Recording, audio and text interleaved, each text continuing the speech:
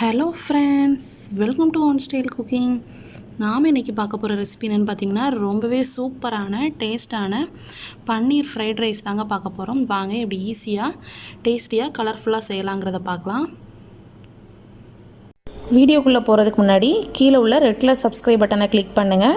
கூடவே பக்கத்தில் உள்ள பெல் ஐக்கானையும் கிளிக் பண்ணுங்கள். அப்போ தான் நான் போடுற வீடியோ எல்லாமே உடனுக்குடன் உங்களுக்கு தெரிய வரும். வாங்க இப்போ வீடியோக்குள்ளே போகலாம். பன்னீர் ஃப்ரைட் ரைஸ் பண்ணுறதுக்கு இப்போ ஒரு பாத்திரத்தில் கொஞ்சமாக தண்ணி வச்சு கொதிக்க வச்சுருக்கேன். ஸோ இப்போ தண்ணி வந்து பார்த்திங்கன்னா நல்லா சூடாகிடுச்சு, கொதி வர ஆரம்பிக்குது. ஸோ இந்த ஸ்டேஜில் ஒரு கப் போல் பாஸ்மதி ரைஸை நல்லா 2 டைம் நல்லா வாஷ் பண்ணி வச்சுருக்கேன். இப்போ இதை சேர்த்துடலாம். இப்போ இந்த ரைஸ்க்கு தேவையான அளவு மட்டும் உப்பு சேர்த்துக்கோங்க. கூடவே 1 டீஸ்பூன் போல் ஆயில் சேர்த்துக்கலாம்.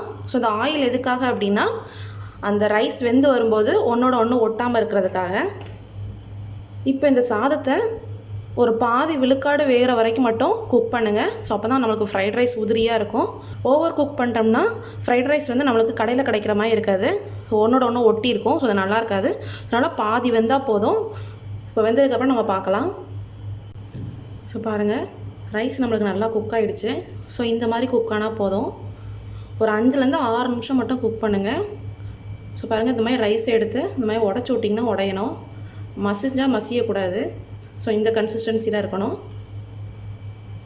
ஸோ இப்போ நம்ம இதை வடிகட்டிட்டு ஒரு பாத்திரத்தில் போட்டு ஆற வச்சிடலாம். ஸோ பாருங்கள், ரைஸ் அந்த மாதிரி ஒரு பிளேட்டில் தட்டி ஆற வச்சுக்கோங்க. எப்போவுமே ஃப்ரைட் ரைஸ் பண்ணும்போது ரைஸை வந்து முன்கூட்டியே செஞ்சுருங்க. ஒரு 1 ஹவருக்கு முன்னே செஞ்சால் கூட பரவாயில்ல. அப்போ தான் நம்மளுக்கு ரைஸ் வந்து பார்த்திங்கன்னா நல்லா உதிரியாக கிடைக்கும். ஸோ உடனே இன்ஸ்டண்ட்டாக பண்ணிங்கன்னா உங்களுக்கு அந்த ஹீட்னால் உங்களுக்கு ஃப்ரைட் ரைஸ் வந்து அந்தளவுக்கு உதிரியாக கிடைக்காது. ஸோ நம்ம இப்போது இதை ஆறட்டும், அதுக்கப்புறம் நம்ம ஃப்ரைட் ரைஸ் பண்ண ஆரம்பிக்கலாம். ஃப்ரைட் ரைஸ் பண்ணுறதுக்கு இப்போ ஒரு கடாயில் கொஞ்சமாக ஆயில் சேர்த்துக்கலாம். அகலமான கடாயாக எடுத்துக்கோங்க. ஆயில் நல்லா சூடானதும் நம்ம எடுத்து வச்சுருக்க பன்னீரை இதில் போட்டு ஃப்ரை பண்ணிடலாம். ஸோ பன்னீர் வந்து நம்ம ஃப்ரை பண்ணி தான் ஆட் பண்ணோம். ஸோ அப்போ தான் நல்லாயிருக்கும். ஃப்ரை பண்ணாமல் நம்ம வெஜிடபிள்ஸோடு மிக்ஸ் பண்ணோன்னா நம்மளுக்கு வந்து அது உடஞ்சி போகிறதுக்கு சான்ஸ் இருக்குது. ஸோ அதனால் லைட்டாக ஃப்ரை பண்ணிக்கோங்க, ரொம்ப ஃப்ரை பண்ண வேண்டாம். அந்த கோல்டன் கலர் வரணும். ரொம்ப ஃப்ரை பண்ணாலும் ரொம்ப ஹார்ட் ஆயிரும். ஸோ லைட்டாக ஃப்ரை பண்ணிக்கோங்க. ஸோ பாருங்கள், இந்த மாதிரி லைட் கோல்டன் கலர் வந்தாலே போதும். ஸோ நம்ம இப்போ அதை எடுத்துடலாம். இப்போ அதே ஆயிலில் ஒரு சின்ன பூண்டை சின்னதாக கட் பண்ணி வச்சுருக்கேன், அதை சேர்த்துடலாம். பூண்டு லைட்டாக வதங்கினதுமே ஸ்ப்ரிங் ஆனியனில் உள்ள கீழே உள்ள ஒயிட் ஆனியன் அதை சேர்த்துருக்கேன். நீங்கள் எந்த ஆனியன் இல்லைனா நார்மல் ஆனியன் கூட சேர்த்துக்கலாம். ஸோ அதுவும் ஒரு பச்சை மிளகாவும் சின்னதாக கட் பண்ணி போட்டிருக்கேன். இதை சேர்த்து லைட்டாக வதக்கிக்கோங்க. இப்போ இது கூட கொஞ்சமாக குடமிளகா, அப்புறம் இன்றைக்கி நான் கார்ன் சேர்க்க போகிறேன். ஸோ கேரட் எதுவுமே சேர்க்கலை. இன்றைக்கி நான் கலருக்காக நான் கார்ன் தான் ஆட் பண்ணியிருக்கேன். அப்புறம் பச்சை பட்டாணி, அப்புறம் கொஞ்சம் முட்டைக்கோஸ். ஸோ இதெல்லாம் சேர்த்து நல்லா மிக்ஸ் பண்ணிக்கலாம். ஸோ நான் கேரட்டெல்லாம் சேர்த்தா கலர் டிஃப்ரெண்ட்டாக இருக்குங்கிறதுக்காக நான் பட்டாணியும் கார்னும் மட்டும் சேர்த்துருக்கேன். ஸோ உங்களுக்கு என்னென்ன வெஜிடபிள்ஸ் வேணுமோ நீங்கள் அதை ஆட் பண்ணிக்கலாம். ஸோ இந்த கலர் காம்பினேஷன் பார்த்திங்கன்னா ரொம்ப நல்லாயிருக்கும். இதெல்லாம் சேர்த்து 1 நிமிஷம் மட்டும் வதக்கிக்கோங்க. ஸோ இப்போ இதில் சாஸஸ் சேர்த்துடலாம். சாஸஸ் வந்து பார்த்திங்கன்னா நீங்கள் ரொம்ப சேர்க்கலை, ரொம்ப சேர்த்திங்கன்னா கலர் ரொம்ப சேஞ்ச் ஆயிரும்.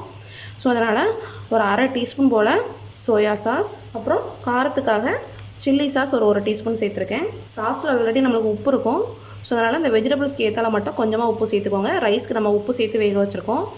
ஸோ இப்போ இதில் நம்ம வேக வச்சு வடித்து வச்சுருக்கோம்ல சாதம், அதை சேர்த்துடலாம். கூடவே நம்ம எடுத்து வச்சுருந்த பன்னீரையும் சேர்த்துடலாம். இதெல்லாம் சேர்த்து நல்லா மிக்ஸ் பண்ணிக்கலாம். இந்த ரைஸ் வந்து உடஞ்சிடாமல் மிக்ஸ் பண்ணுங்கள்.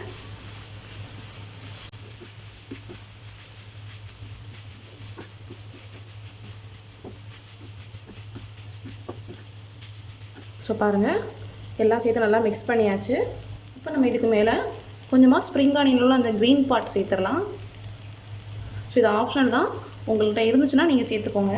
ஃபைனலாக கொஞ்சமாக பெப்பர் ஆட் பண்ணிக்கலாம். ஒரு 1/2 டீஸ்பூன் போல் பெப்பர் சேருங்க. இதை நல்லா மிக்ஸ் பண்ணிக்கலாம்.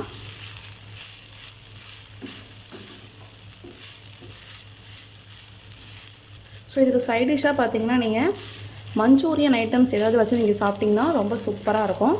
அல்ட்டா ஏதாவது ஃப்ரை ஐட்டம்ஸ் கூட நீங்கள் வச்சு சாப்பிட்லாம். இப்படியே கூட தனியாக கூட சாப்பிட்லாம். அவ்வளோ சூப்பராக இருக்கும்.